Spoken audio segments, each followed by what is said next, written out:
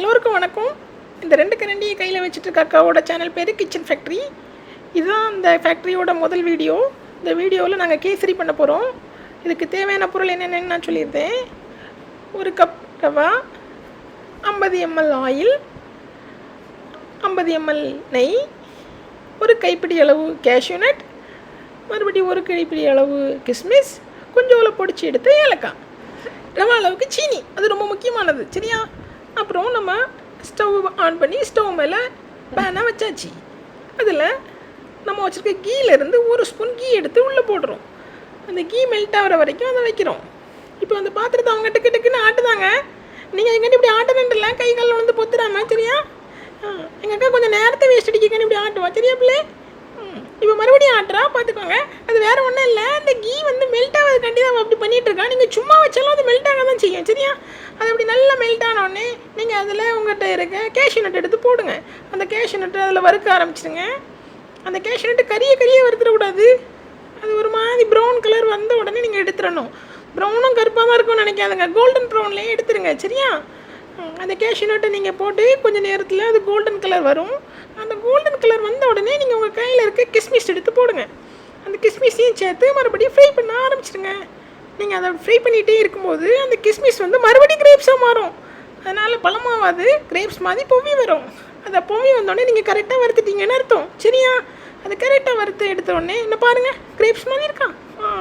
இது கிரேப்ஸ் ஆனோடனே நீங்கள் இந்த பாத்திரத்தை எடுத்து அதில் இருக்கிற கிரேப்ஸையும் கேஷ்யூ நட்டையும் தனியாக எடுத்து ஒரு பிளேட்டில் மாற்றிக்கோங்க. அதில் இருக்க கீயை நம்ம எதுவுமே பண்ணாட்டோம். கீ அந்த பேன்லேயே அப்படியே இருக்கிற மாதிரி பார்த்துட்டு இந்த கேஷ்யூ நட்டை நான் எடுக்கிறேன் பாருங்கள், இதே மாதிரி எடுங்க. இப்போது நம்ம மறுபடியும் அந்த பேனை அதே கீயோட அப்படியே எடுத்து ஸ்டவ்வில் வச்சிடணும் சரியா. ஒரு கேஷ்யூ கூட இல்லாமல் எல்லாத்தையுமே கரெக்டாக எடுத்துருங்க. நான் வச்சுட்டு இப்போ அது கூட நம்ம எடுத்து வச்சுட்டு 1 கப் ரவாவை மிக்ஸ் பண்ண போகிறோம். இந்த ரவாவை வந்து நம்ம கரெக்டாக கோல்டன் கலரில் வர மாதிரி பண்ணணும் சரியா. இங்கே கீ கூட மிக்ஸ் பண்ணோன்னே கோல்டன் கலரில் வந்துடும், அதனால் இறக்கிறாதுங்க. அது கோல்டுன்னா இந்த கோல்டு இல்லை, நல்ல ஃப்ரையான கோல்டன் ப்ரௌன் சரியா. பிளாக் ஆகிடக்கூடாது. ரொம்ப கவனமாக பக்குவமாக தங்க கலரில் வறுத்து எடுங்க சரியா. நான் பாருங்கள், எனக்கு ஏறக்குறைய அந்த கலர் வந்துட்டு பாருங்கள். இந்த கலர் வந்ததோட நம்ம ஸ்டவ்லேருந்து பேனை எடுத்து நம்ம வறுத்து வச்ச ரவையை தனியாக ஒரு பிளேட்டில் மாற்றி எடுக்க போகிறோம் சரியா. அந்த ரவையை அதை மாற்றிட்டு அதே பேனை மறுபடியும் அதே ஸ்டவ்வில் நம்ம வைக்க போகிறோம். வச்சுட்டு நம்ம எந்த அளவு ரவை போட்டோமோ அதை விட 3.5 3.5 மடங்கு தண்ணி ஊற்ற போகிறோம். இந்த கப் அளவுக்கு ரவை எடுத்தோம், அதில் 3.5 கப்பு தண்ணி ஊற்ற போகிறோம் சரியா. அப்போ தான் நம்மளோட கேசரி வந்து பதமாக வரும் ஓகேயா. ஆல்ரெடி 3 ஊற்றிட்டோம். இப்போ ஒரு 1/2 கப் 3.5 கப் தண்ணி ஆட் பண்ணியாச்சு. இப்போ அந்த தண்ணியில் கொஞ்சம் சூடாகிற வரைக்கும் நம்ம வெயிட் பண்ணிவிட்டு தண்ணி ஹீட் ஆனோடனே 1 பிஞ்ச் உப்பு, 1 பிஞ்ச்னால் வேறு ஒன்றும் இல்லை, 2 விரலுக்கு இடையில் உப்பு பிடிச்சி அதில் தூவி விட்டுருங்க. கொஞ்சம் உப்பு இருந்தால் நல்லா டேஸ்ட்டாக இருக்கும் சரியா. இப்போது அந்த தண்ணி சூடாக இருக்க தண்ணியில் உப்பு கரைஞ்சது நீங்கள் பார்த்த உடனே 1 ஸ்பூன் நெய் எடுத்து அதில் போட்டுருங்க. எங்கள் அக்கா அந்த கரண்டியில் ஊட்டிருக்க நெய் எடுக்க பார்த்தா ஆனால் அது வரல, ஆனால் எப்படினாலும் விட மாட்டேன் பார்த்துட்டுங்க. அதை அப்புறம் நம்ம எடுத்து வச்சுருக்கிற அந்த 50 ml ஆயிலையும் அது கூட சேர்த்து ஆட் பண்ணியிருந்தோம். நான் சொன்ன மாதிரி எங்கள் அக்கா அந்த கீயை விட்டுட்டா. பாருங்க விடலை, மறுபடியும் அதை நல்லா போட்டு மிக்ஸ் பண்ணி எடுத்துட்டா. இதே மாதிரி நீங்களும் சிக்கனமாக அதை அவ்வளோத்தையும் உள்ளே சேர்த்துருங்க சரியா. இப்போது அந்த கீயும் ஆயிலும் சேர மாதிரி அதை லைட்டாக கிண்டி விட்டுக்கணும். கொஞ்சம் தண்ணி சூடானோடனே ஆட்டோமேட்டிக்காகவே அந்த கீ வந்து கரைஞ்சிரும்.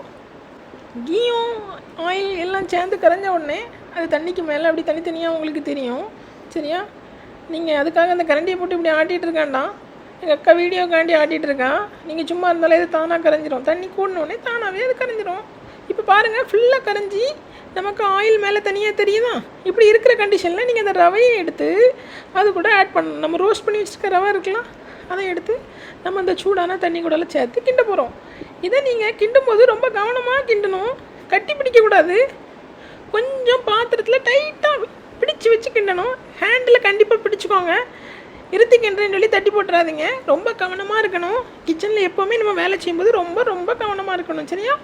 ஸோ இப்போ நம்ம இதை அப்படியே கிண்டுறோம் பாருங்கள், கீழே இழுத்து கிண்டுறோம். ஃபுல்லாக ஒன்றுக்குள்ளே ஒன்று இல்லாமல் கிளியராக கரைஞ்சி வந்துட்டான். இப்போ பாருங்கள் இப்படி இருக்கும். இது வேறு ஒன்றும் இல்லை, நம்ம கிளுக்கிளுன்னு இருக்குன்னு சொல்லுவோம்லாம், அதே மாதிரி அது இருந்தால் போதும். சரியா? இப்போ நல்லா ஃபுல்லாகவே நான் நீட்டாக கிண்டி எடுத்துட்டோம். கிண்டி எடுத்துட்டு ஸ்டவ்வை கொஞ்சம் குறைச்சி வச்சுக்கலாம்.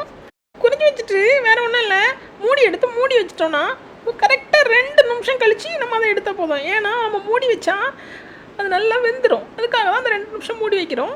இப்போது மூடியை ஓப்பன் பண்ணிவிட்டு நம்ம ஆல்ரெடி எடுத்து வச்சுருக்க சுகரை அது கூட ஜாயின் பண்ணுறோம்.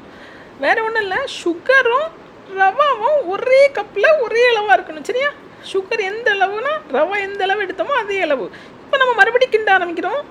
நம்ம இந்த சுகரை போட்டு கிண்டும் போது ஏற்கனவே இருந்ததோட கூட கொஞ்சம் இது கிளிக்கிலன்னு ஆகும். நீங்கள் அதனால் ஒன்றும் நினைக்க வேண்டாம். கொஞ்சம் ஹீட் கூடனோடனே அது நார்மல் பக்குவத்துக்கு வந்துடும். இப்போ மறுபடியும் சுகர் ஃபுல்லாக மெல்ட் ஆகிற அளவுக்கு நல்லா கிண்டுறோம். பாத்திரத்தை கண்டிப்பாக பிடிச்சிக்கோங்க, பிடிக்காமல் கிண்டாதீங்க. இப்போ கிண்டிகிட்டே இருக்கோம். பாருங்கள், நல்லா அது கிளின்னு ஆயிடுச்சு. இப்போ அது கூட நம்ம மறுபடியும் நம்மகிட்ட இருக்கிற மிச்ச கீ ஆட் பண்ணுறோம்.